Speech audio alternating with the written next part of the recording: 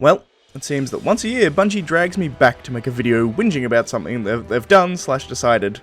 Last year it was sunsetting, and this year it's orb generation. Let's get into this, shall we? Hello everybody, I am Tom and you are watching me rant about Destiny 2. So today the TWAB was released, and with it we got some good news, and some seemingly bad news. So as not to make this entire video a hate fest, let's quickly go over the good stuff first. First up, starting with Witch Queen and with all seasons going forward, all of the mods on our seasonal artifact can be unlocked. This is a great change. It always struck me as kind of odd that there was a limitation in the first place. And the initial 12 mods will unlock at about the same rate as we have now, and any additional unlocks will have a heftier XP investment. Although with the amount of excess XP I tend to have per season, I don't expect this to be much of an issue. Secondly, next season we are getting some good champion mods back with Anti-Barrier Scout and Anti-Barrier Bow, as well as Overload SMG and Auto Rifle, and Unstoppable Glaives. It's going to be interesting to see how Glaives work in general, because they're going to be a new weapon type, but also specifically how they're actually going to trigger the Unstoppable, because they're like, kind of a sword and a gun, so you generally don't want to be that close to an Unstoppable on really high level content, but if it's like the shot, maybe it'll be fine. I don't know, we'll see. We are also getting a revamp/tweak to how disruption is triggered on Overload champions. This is nice, as in this season particularly, for me, they seem to be a little buggy on when they would actually disrupt, and whether or not their abilities would be stopped and all sorts of things like that. There was some weird shit going on with Overloads, so I'm glad they're addressing that.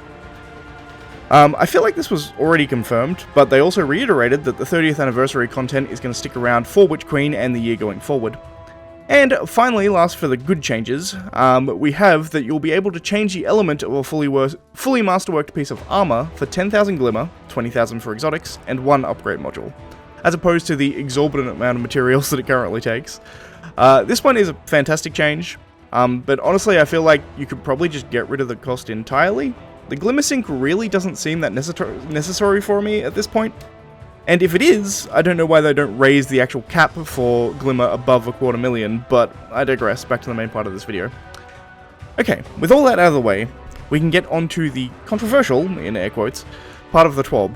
I'll read this part verbatim, just so you can get all of the appropriate context. Closing out, we are also making changes to the way Guardians create orbs of power with weapons. Elements of a new weapon crafting system will encourage you to use many different weapons and ask you to burn hard-earned masterwork materials on a weapon that you may only be using for a few hours just to generate orbs. That seemed like a tall order. This, combined with our desire to act on consistent feedback that players want to be able to generate orbs of power with exotic weapons that do not yet have catalysts, led us to the implementation we'll be using in the Witch Queen and beyond. Orb generation on weapon multi-kills will no longer be a function of a weapon's masterwork status, but will instead be provided by a suite of armor mods, which will unlock automatically for all players, and which plug into the helmet armor slot. Each such mod will apply the orb generation effect for all weapons you have equipped for a particular damage type, so a single mod will cover multiple weapons in your arsenal if they share a damage type.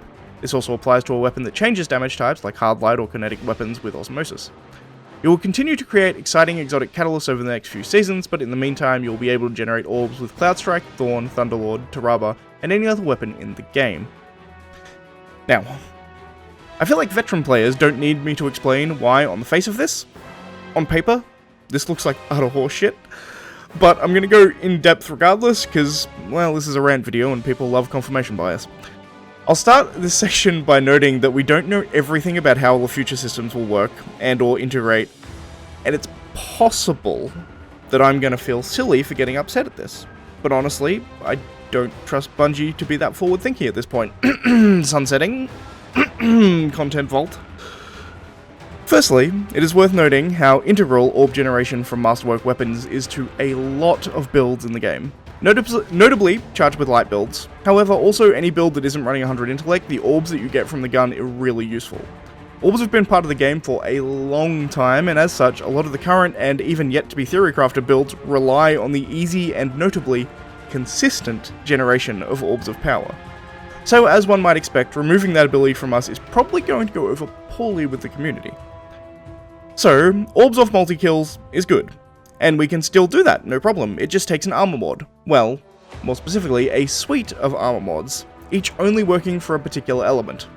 This means that when you're doing content that actually requires you to do a build of any kind, really, where more than often match game is on, you won't be generating orbs on 2/3 of your weapons, as you need to have all of the elements covered because you need to break shields. This is undeniably a nerf to the ability. Now okay, it takes a mod, I guess I can live with that, but it's a mod on the helmet slot. The helmet, really? Helmets are already the most overcrowded armor piece with ammo finder mods as well as targeting mods, all of which generally costing 3 to 5 mod points. There really isn't any room for an additional mod on this slot. Even if you go and farm the Grasp of Avarice dungeon, where the armor drops from that, if you do it on the hardest difficulty, the armor drops on that have an additional slot.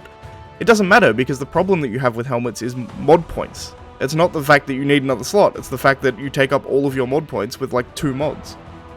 So it's particularly annoying that the mod is likely going to be mandatory for most players. Which brings me nicely into the next point, which is if there is a feature that is a majority of players feel is a mandatory feature, it shouldn't be on a mod, it should just be intrinsic. I feel like the correct fix for the stated problem, i.e. I can't get orbs on exotics that don't have a catalyst, is to just make it an intrinsic property on all exotics, irrespective of masterwork status. Instead, we're in a situation where the players state, I want to get orbs when I use Thunderlord. And Bungo then responds with, we've listened to your feedback. Masterwork weapons no longer drop orbs. This literally would have been a joke made by people about Bungie like a week ago, but it turns out it's just reality. Alright, I think I've covered all the points of contention here, so I'm going to conclude.